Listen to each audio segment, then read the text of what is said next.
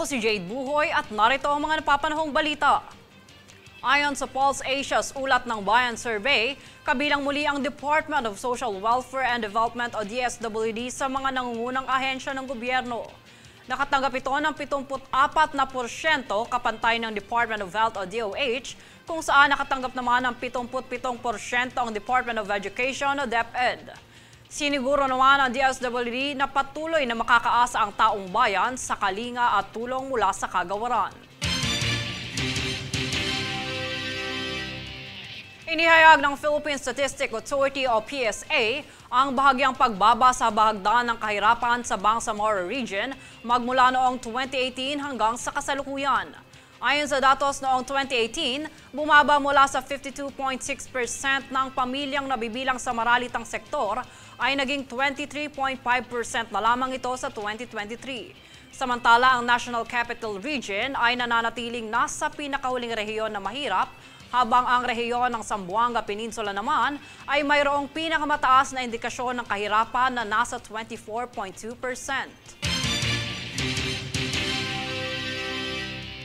Nitong kamakailan lang ay pinangunahan ni Department of Budget and Management o DBM Secretary Amena Pangandaman ang bloodletting activity na isinagawa sa National Headquarters Port Area, Maynila.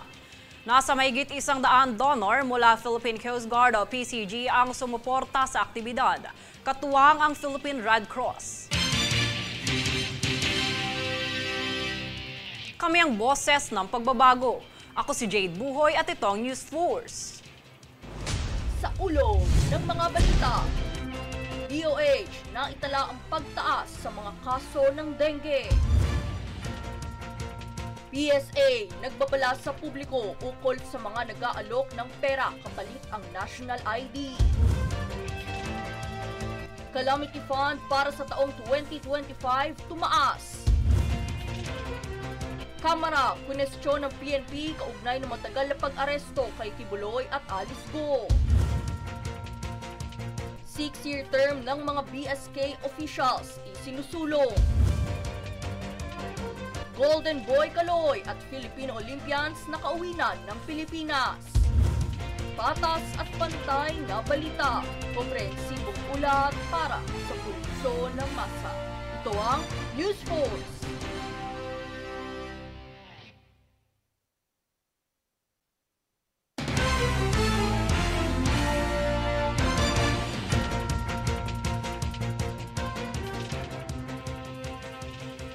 Ako si Jade Buhoy at narito ang mga napapanahong balita.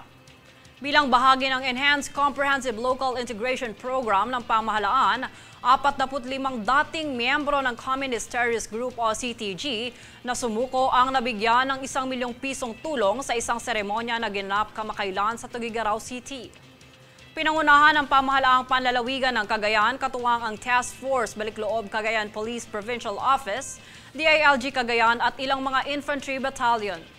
Pinuri naman ng pamunuan ng Army ang sandatahan ng 5ID para sa kanilang dedikasyon sa paglutas ng ilang dekada ng problema sa insurhensya.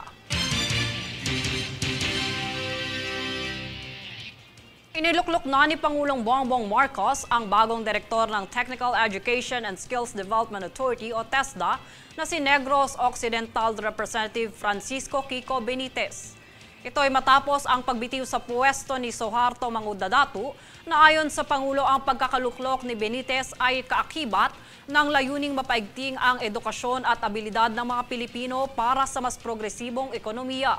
Kilala si Benitez bilang tagapagsulong ng makabagong pamamaraan sa pagkakapantay-pantay sa lipunan, kaunlaran, pagpapanatili ng kalikasan, maging layunin sa modernong edukasyon.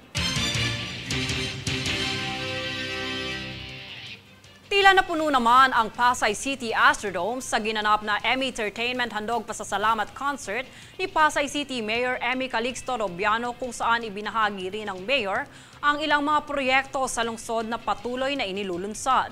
Ang buong kaganapan, panoorin mula kay Daniza Lopez.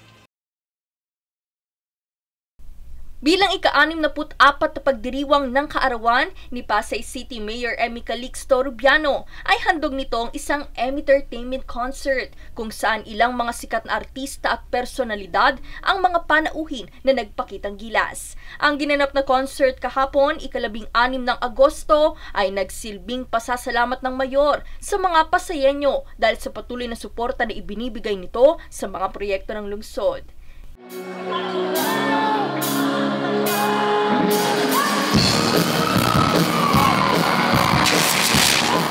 Imbitado sa kaganapan at nagtanghalang iconic OPM band na Aegis, sikat na mga awit na si Darin Espanto, aktres na si Aramina, komedyanteng si Ate Gay, at walang kupas na mananayaw na grupong Street Boys. Inilahad naman ni Mayor Emmy na patuloy at magpapatuloy ang mga proyekto ng lungsod kagaya na lamang ng Empowering Mothers and Infants. Ibinahagi niya rin ang pagtataguyod ng 2 Super Health Center upang hindi na magpunta pa ang mga residente sa ospital at mabilis na matugunan ang kanilang medikal na pangangailangan. Dagdag pa niya, nananatili ang mga proyektong pangkaayusan at kalinisan sa lungsod kasabay ng pagpapanatili ng mga proyekto na layong tulungan ang mamamayan sa ilalim ng direktiba at hangarin ni Pangulong Ferdinand Bongbong Marcos Jr.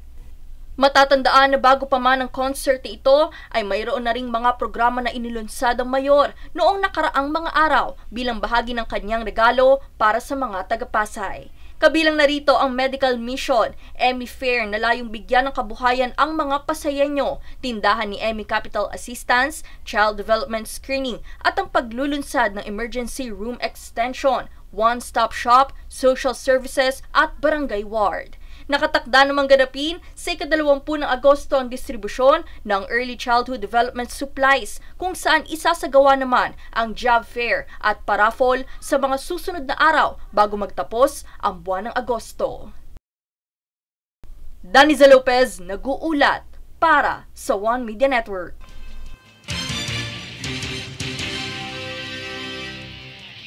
Kami ang boses ng pagbabago. Ako si Jade Buhoy at ito ang News Force. Sa ulo ng mga balita, DOH na itala ang pagtaas sa mga kaso ng dengue. PSA nagbabala sa publiko ukol sa mga nag-aalok ng pera kapalit ang National ID. Calamity Fund para sa taong 2025 tumaas.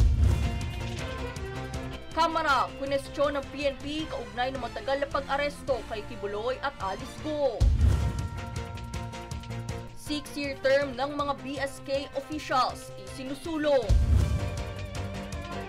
Golden Boy Kaloy at Filipino Olympians nakauwi na ng Pilipinas.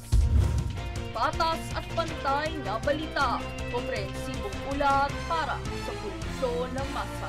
Ito ang News Force.